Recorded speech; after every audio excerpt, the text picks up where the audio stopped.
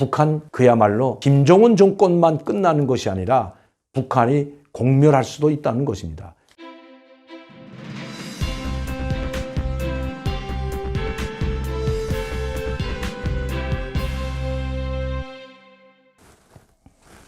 안녕하십니까 여러분. 강명도TV 자유조선을 시작하겠습니다. 북한은 정말 운도 없는 것 같습니다. 가뜩이나 경제 파탄으로 주민들의 생활이 말이 아닌데 이제는 악재가 또 나왔습니다. 정말 수렁에 빠져 있는 북한이 헤어나올 수 있는 기회조차 사라져가고 있는 느낌입니다. 오늘은 악재에 악재에 겹친 북한 이대로 무너지나 라는 제목을 가지고 여러분들께 말씀드리려고 합니다. 북한은 이미 한국에 대해서는 알 만큼 다 알았습니다. 한국 정부의 의지에서는 자기들이 이 파탄된 경제나 인민들의 목걸이조차 해결할 수 없다는 것 3년 동안의 기간에 다 알았다는 것입니다. 그래서 북한은 이제 남은 것은 바로 미국입니다. 트럼프와 마지막 도박을 준비하고 있다고 합니다. 그 마지막 도박은 이제 물밑 접촉에서 트럼프 대통령을 움직여서 어제도 제가 말씀드렸던 것처럼 비핵화를 하는 조건으로 미군 철수와 맞바꾸려고 하는 그냥 핵무기를 내려놓겠다고는 명분상 할 수 없기 때문에 또 북한의 강경 군부 세력이 그렇게 결코 만만치 않습니다. 물론 김정은이 공포정치로 해서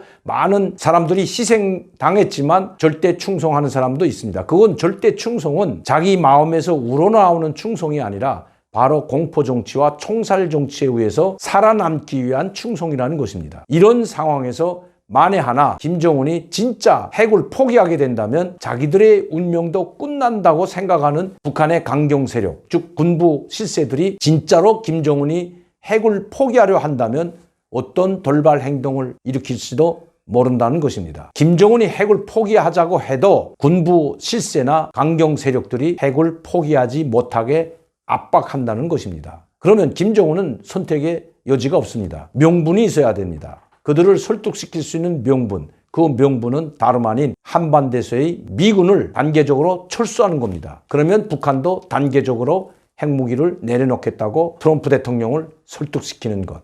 이게 마지막 도박이라는 것입니다. 김정은의 마지막 도박. 여기에 사활을 걸었습니다. 오늘 우리 일간 신문들에는 이런 글들이 실렸습니다. 청와대가 북미 정상회담을 다시 만들기 위해서 백방으로 노력하겠다는 이런 글들이 실렸습니다. 청와대나 우리 정부가 아니더라도 북한은 스스로 우리 정부의 도움을 받지 않고 미국과 접촉하고 있다는 것 어제 말씀을 드렸습니다. 또 강경화 장관은 모든 외교적 노력을 다해서 북미 간의 회담이 이루어질 수 있도록 최선을 다한다는 이야기도 했습니다. 또 비건 특별대사, 즉 미국 국무부 부장관이 7월 7일경 한국을 방문한다고 했습니다. 미국 정부는 유엔 주재 북한 대사를 통해서 물밑 접촉을 하고 있는 것으로 보입니다. 그래서 이번에 비건 국무부 장관이 7월 7일 한국을 방문한다면 판문점에서 극적인 고위급 회담이 이루어질 수도 있다는 것입니다. 이처럼 북한은 이제 마지막으로 트럼프 대통령에게 한 번 더 매달려 보려고 한다는 것입니다.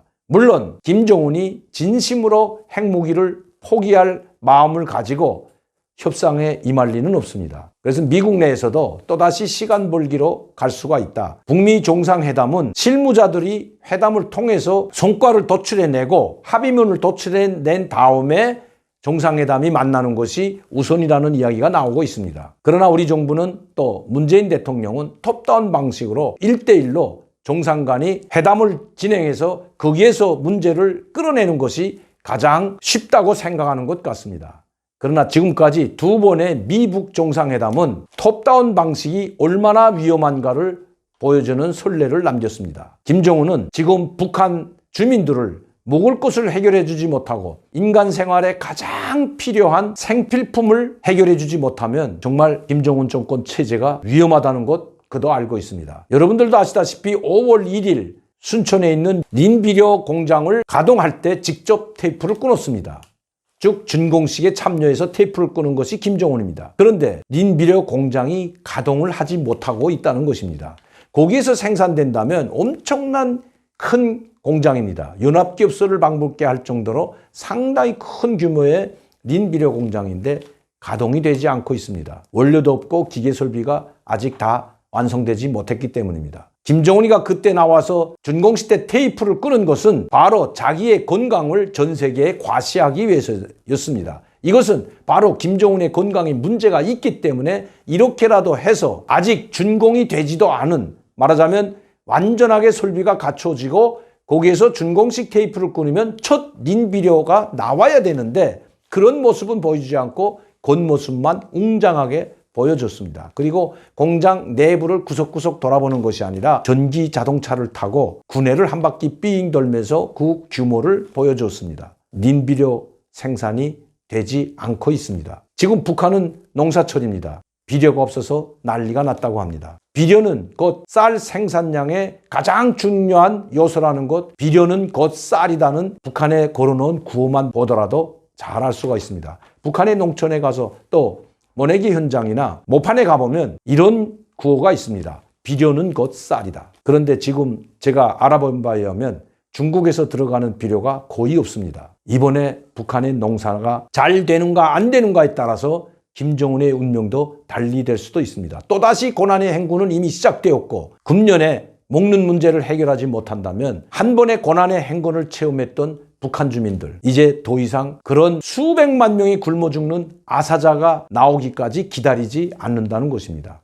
이제는 앉아서 그대로 굶어 죽지 않는다는 것을 한번 터득했고 깨달은 북한 주민입니다. 정말 북한은 악재에 악재가 겹치고 있습니다. 첫 번째 악재는 여러분들도 아시다시피 바로 유엔 대북 제재입니다. 유엔 안보리에서 강력한 제재 2397호 모든 광물자원, 수산자원까지도 깡그리 막아놓고 그리고 기름도 완전히 차단하려고 했지만 중국의 사정위에서 지금 45% 정도가 공급되고 있는 현실입니다. 그것도 돈을 안 주면 중국에서도 주지 않는다고 합니다. 코로나19로 말미암아 두 번째 악재가 터졌습니다. 북한은 발빠르게 가장 열악한 방역 문제를 해결할 수 없는 북한이 손쉽게 정책 결정한 것이 바로 북중 국경을 봉쇄하는 것이었습니다. 그런데 이제는 6개월 동안 봉쇄하다 나니까 모든 국경에 있는 중국, 북한의 국경 지역에 설치되어 있는 교두보들, 즉 다리들이 모두 차단되어 있기 때문에 쌀 한 톨 하나도 들어가지 못하는 것이 현실입니다. 특히 그렇게 송행하던 밀수도 오히려 중국 쪽에서 막아버렸습니다. 그전에는 북한이 밤에마다 나와서 밀수를 한다면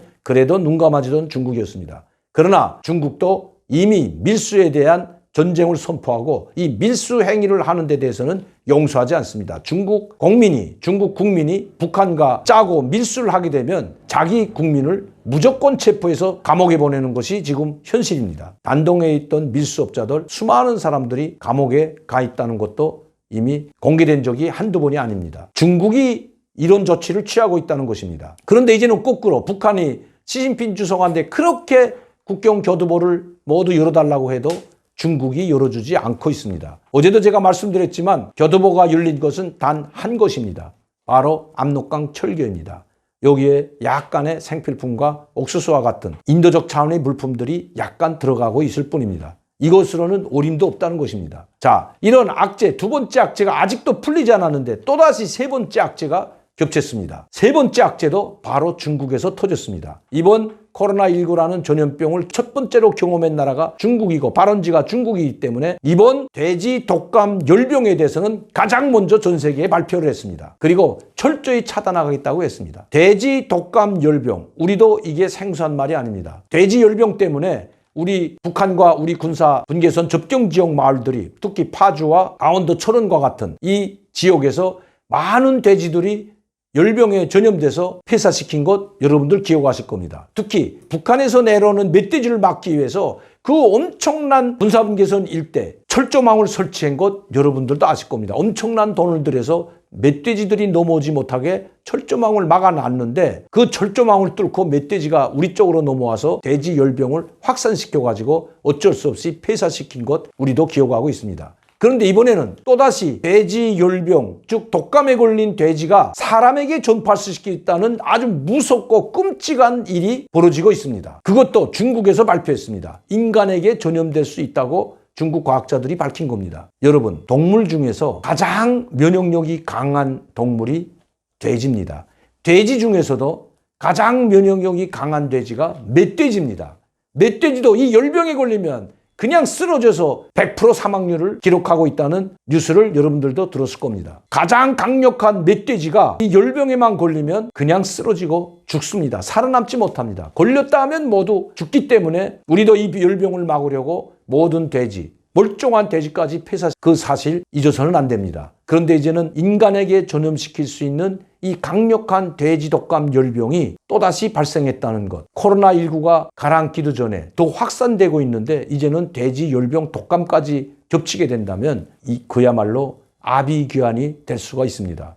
그것도 가장 두려운 나라는 북한입니다. 코로나19로 인해서 국경을 폐쇄했다가 이제 국경 폐쇄를 열어달라고 간청했던 북한이 이제는 오히려 열어달라기는커녕 또다시 국경 폐쇄를 하지 않으면 안 될 상황에 처했다는 것입니다. 북한도 중국으로부터 유입된 이 돼지 열병 때문에 제가 언젠가 여러분들께 말씀드렸지만 일반 주민들이 키우던 돼지 그리고 중국 국경에 있는 접경지대의 돼지들을 모두 도살했다는 것 말씀드렸습니다. 도살해서 묻는 게 아니라 도살해서 장마당을 통해서 다 먼저 빼앗길까 봐 또 도살 당할까 봐 일반 주민들이 가지고 있던 돼지 다 도살해서 장마당으로 들어갔다는 것 제가 여러분들께 말씀드린 적이 있습니다. 이 유튜브를 통해서 한번 방송을 했죠. 이제 이 독감 열병이 북한에 들어오는데 그 열병에 걸린 돼지를 또다시 도살해서 왜? 아까우니까. 다 군 돼지 힘들게 먹지도 못하면서 돼지를 키워서 팔아가지고 식량을 사서 근근히 생활하려던 농민들과 북한의 주민들이 아파트에서도 키우던 그 돼지를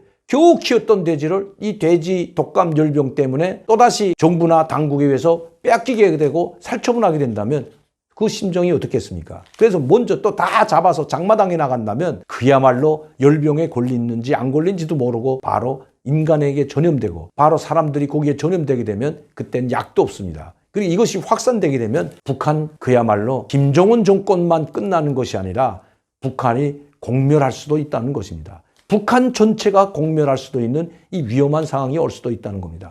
제가 이것을 과장되게 말하는 것이 아니라 오늘 노동신문에 실린 글을 한번 보겠습니다. 노동신문에는 이런 글을 싣는 적이 별로 없습니다. 한번 보시죠. 2020년 7월 2일 노동신문 5면에 실린 글입니다. 수의 방역 사업에 힘을 넣어 문천 정축장의 일꾼들과 정호분들이 축산을 발전시킬 때에 대한 당 정책을 높이 받들고 새끼 돼지 생산에 힘을 넣고 있다. 자, 이겁니다. 그리고 경애하는 최고領導자 김정은 동지께서는 다음과 같이 말씀하셨다. 축산을 하는 모든 단위들에서 방역시설들을 잘 갖춰놓고 집짐승들에 대한 검진과 우리 소독을 정상적으로 하여야 합니다. 우리 소독이라는 것은 우리를 소독하는 게 아니라 돼지우리 소독을 말씀드리는 겁니다. 돼지우리 소독을 정상적으로 하여야 합니다. 이렇게 써야 되는데 검진과 우리 소독을 정상적으로 하여야 합니다. 이렇게 이야기했는데 문제는 여기에 있습니다. 정호원들이 집짐승 전염병의 발생 원인과 그 증상 등을 깊이 파악하고 각성 분발하게 하고 있다. 정축장에서는 정축 돼지들이 병에 걸리는 것을 막기 위한 대책도 세워나가고 있다. 우리 소독을 정상화하고 있는데 매일 아침 소독약을 돼지우리들에 분무해주고 있다. 경우에 따라 하루에 2번 분무해줄 때도 있다. 이런 글을 지금 실었다는 겁니다. 노동신문에 실은 이런 이야기들, 사설이나論설이나 이런 것들은 모두 북한 전체 주민들이 다 보게 하고 이대로 따르게 하는 지침서나 같은 것입니다. 오죽했으면 돼지우리 소독을 하루에 2번씩 하라고 했을까요? 이것도 북한은 돼지열병이 작년에 급속히 퍼져나갈 때도 자기네는 돼지열병이 없다고 했던 사람들입니다. 코로나19나 마찬가지죠. 그런데 느닷없이 돼지우리 소독에 대해서 노동신문에 그것도 김정은의 교시까지 인용하면서 돼지우리를 소독하고 방역사업에 지금 초점을 맞추라는 이런 지시가 내렸다는 것. 바로 중국이라는 말은 하지 않았지만 중국에서 발생한 돼지열병 독감 때문이라는 것이 북한에서 들어온 소식입니다. 초비상에 걸렸다고 합니다. 이제 북한 주민들 또 농민들이 근근히 키운 돼지마저 모두 도살할 처지에 놓이게 됐습니다. 정말 북한은 악재가 겹쳐 헤어날 기미조차 보이지 않습니다. 하늘도 버린 것 같습니다. 오늘도 광명도TV 자유조선을 시청해 주신 여러분들께 감사를 드립니다. 그리고 항상 저를 지원해 주시고 격려해 주시는 팬 여러분들께도 진심으로 감사를 드립니다. 그리고 제가 광고를 하나 해드리겠습니다. 이 광고는 제가 뭐 다른 광고가 아니고 흑마늘 진액 골드, 감기를 걸린 사람에게도 좋고 또 예방 차원에서도 좋고 또 면역력을 높여주는데 제가 좋다고 여러 번 말씀드렸습니다. 저도 매일 지금 먹고 있습니다. 그리고 감기에 걸린 분들, 또 코감기나 요새 이 에어컨 감기가 많이 돌고 있는데 그런 분들 드시면 한 3일만 드셔도 상당히 많이 좋아지는 것 느낄 수가 있습니다. 꼭 드셔보시기 바랍니다. 그리고 제가 힘들기 때문에 이 마늘과 같이 구운 후겸 마늘 소금입니다. 마늘과 같이 구운 소금인데 이거 한때 백화점에서 3만 원에 팔던 것 저희가 지금 인터넷으로 15,000원에 팔고 있습니다. 그런데 많은 분들이 저에게 이런 의견을 제기하고 있습니다. 이거 2박스 사는 분들한테는 계속해서 하나를 좀 보내줄 수 없을까 하는 의견들이 많이 들어왔습니다. 그래서 저는 팬 여러분들에게 제가 보답하는 성의에, 여러분들의 성의에 보답하는 심정으로 7월 말까지 다시 연장하기로 했습니다. 제가 수익이 좀 덜 보더라도 꼭 여러분들께 이 후겸 마늘 소금을 다시 7월 30일까지 한 달 더 연장해서 2박스 구입하시는 분들께, 즉 10만 원에 지금 2박스를 드리고 7만 원에 한 박스를 드리고 있는데 2박스를 구입하시는 분들께 이 후겸 마늘 소금을 계속해서 7월 달에 주문하시는 분들도 계속해서 보내드리겠습니다. 어제 주문하신 분들 6월 30일까지지만 어제도 주문하신 분들이 있습니다. 어제 주문하신 분들도 관계없이 모두 오늘 보내는데 다 소금을, 이 후겸 마늘 소금을 넣어서 여러분들께 보내드리도록 하겠습니다. 항상 여러분들이 성원에 감사드리고 어떻게 하면 여러분들께 조금이나마 보답할까 하는 마음뿐입니다. 항상 감사드리고 고맙게 생각하고 있습니다. 여러분들이 있기에 제가 있고 우리 대동강 오리불고기도 운영이 가능합니다. 그리고 송내동에 있는 대동강 오리불고기 많이 찾아주셨으면 합니다. 감사합니다.